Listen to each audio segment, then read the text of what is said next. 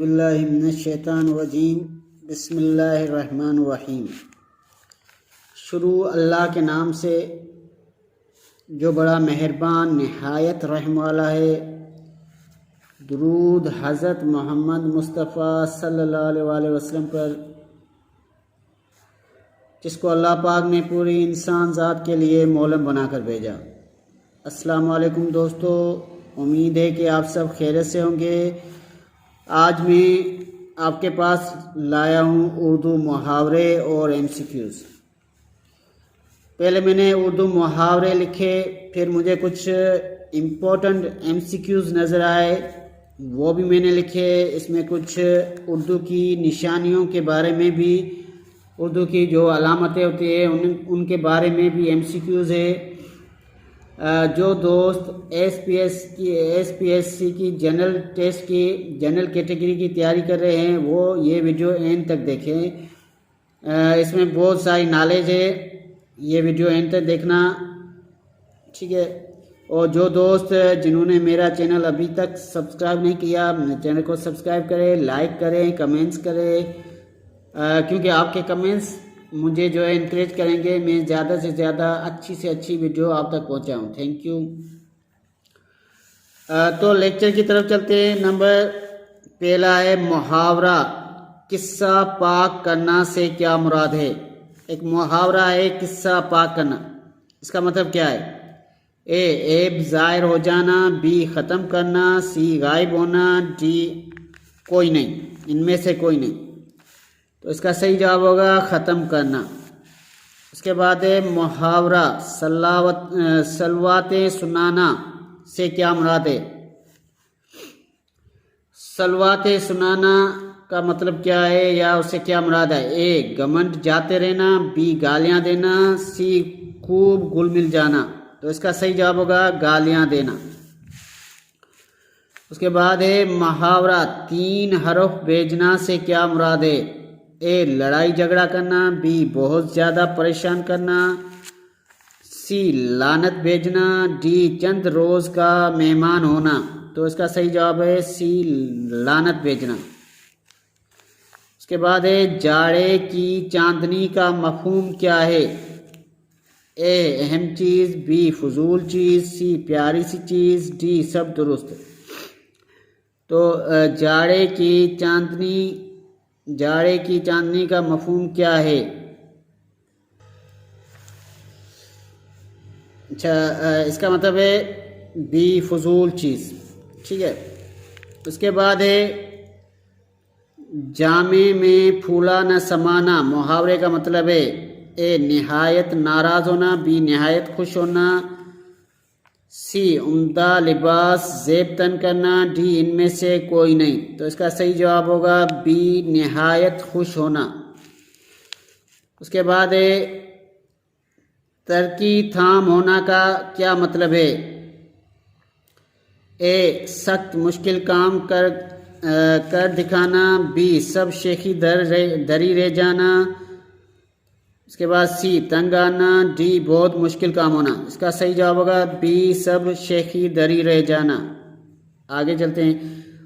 اچھا، لازمی میں انسان ہوں، مجھ سے بھی غلطی ہو سکتی ہے۔ اگر کوئی MCQs آپ کو لگ رہا ہے یہ غلط ہے تو آپ مجھے کمنٹس کر سکتے ہیں، میں اس کو ری چیک کروں گا، اس کے بعد آپ کو اس کا آنسر بھی دوں گا۔ Thank you. اچھا، اس کے بعد ہے راوی چناب پاکستان کے دریا ہے۔ A وقفہ کی مثال، B سکتہ کی مثال، C رابطہ کی مثال۔ تو اس کا صحیح جواب ہے سکتہ کی مثال۔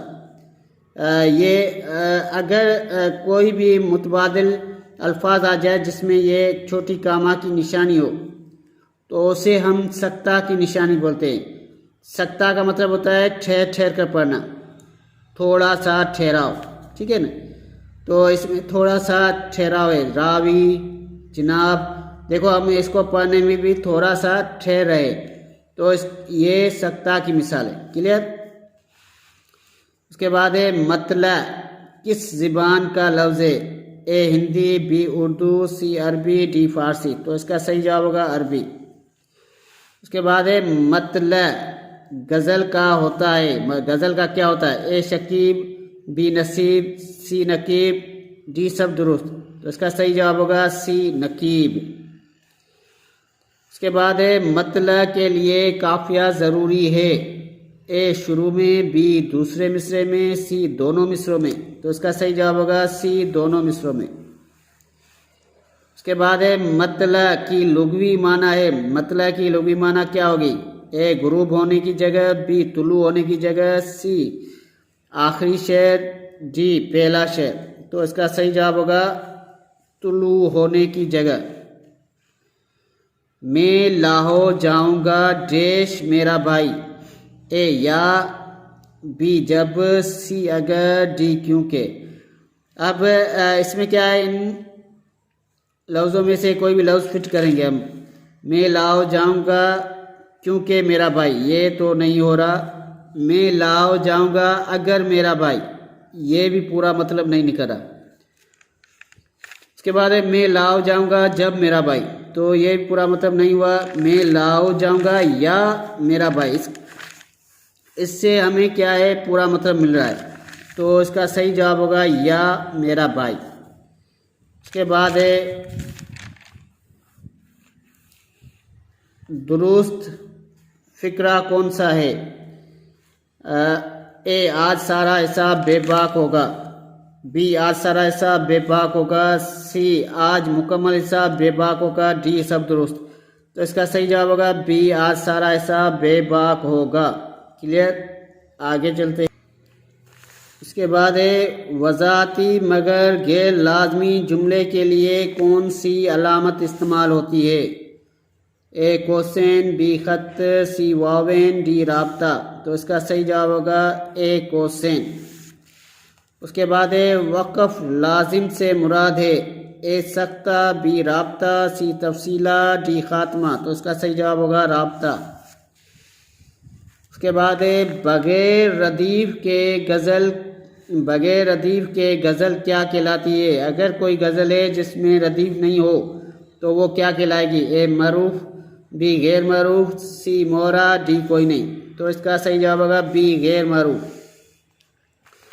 اس کے بعد ہے درست لفظ کی پہچان کرے. یہ اردو کی املا آ گئی، اردو کی ڈکٹیشن آ گئی.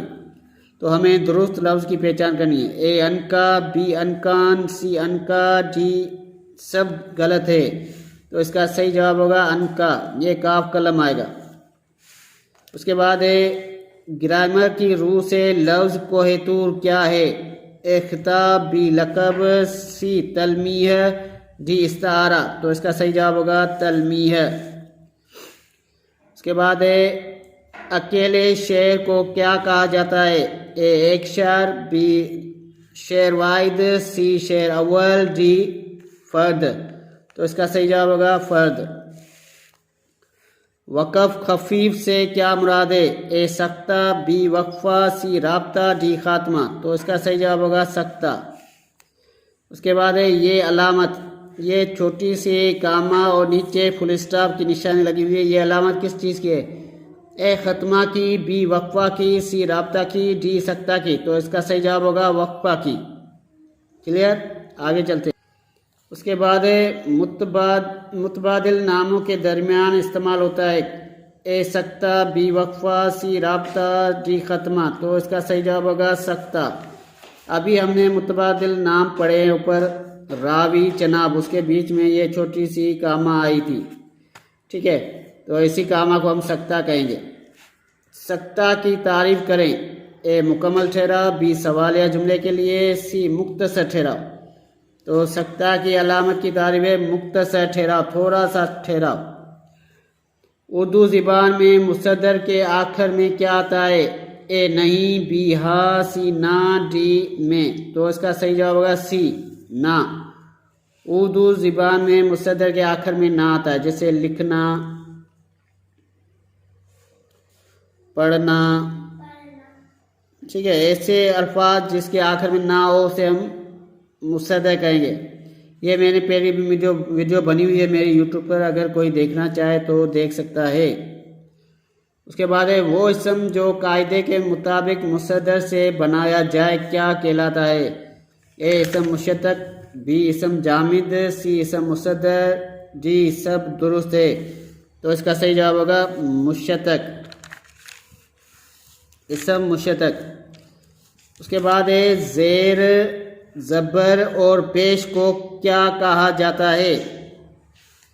اے حرکت، بی جزم، سی تشدید، ڈی تنوین۔ تو اس کو ہم حرکت کہتے ہیں، زیر زبر اور پیش کو حرکت کہا جاتا ہے۔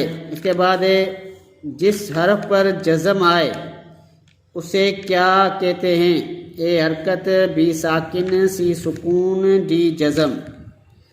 اچھا، جس حرف پر جزم آ جائے اسے ہم ساکن کہیں گے، وہ الف نہیں پڑھا جائے گا، کوئی بھی حروف ہو۔ اس کے بعد ہے وہ حروف جن سے کوئی زبان بنتی ہے کیا کہلاتے ہیں؟ حروف شمسی، حروف تہجی، حروف ابجد۔ تو اس کا صحیح جواب ہوگا حروف تہجی۔ کلیئر؟ آگے چلتے ہیں۔ اچھا، اس کے بعد ہے فاعل مفرد کون سا ہے؟ اے ظالم، بی لڑکا، سی علی، ڈی کوئی نہیں۔ اب فاعل مفرد پہ بھی میں نے ایک شارٹ بھی بنایا تھا میرے خیال سے، یا ویڈیو بھی بنی ہوئی ہے یوٹیوب پر، اگر کوئی دیکھنا چاہے تو دیکھ سکتا ہے۔ اس کا صحیح جواب ہوگا ظالم۔ کوئی ایسا الفاظ، کوئی ایسا لفظ جس کی معنی ایک سے زیادہ نکلے اس کو ہم فاعل مفرد کہتے ہیں۔ وہ بظاہر تو دیکھنے میں ایک ہو لیکن اس کی معنی، اس کا مفہوم ایک سے زائد نکلے تو اس کو ہم فاعل مفرد کہتے ہیں۔ اس کے بعد ہے استعارہ میں ایسی خصوصیت یا صفت جس کی وجہ سے کوئی لفظ ادھار لیا جائے اسے کیا کہتے ہیں؟ اے تشبیہ، بی مجاز مرسل، سی وجہ جامع، ڈی استعارہ۔ تو اس کا صحیح جواب ہوگا وجہ جامع۔ اس کے بعد ہے وہ اسم مفعول جو کسی خاص قاعدے کے مطابق ہو اسے کیا کہتے ہیں؟ اسم مفعول، اسم مفعول قیاسی، اسم مفعول سماعی۔ تو اس کا صحیح جواب ہوگا اسم مفعول قیاسی۔ یہ تھی ہماری آج کی ویڈیو۔ مجھے امید ہے کہ یہ ویڈیو آپ کو پسند آئے گی۔ اوکے، اللہ حافظ، ٹیک کیئر، اپنا خیال رکھنا۔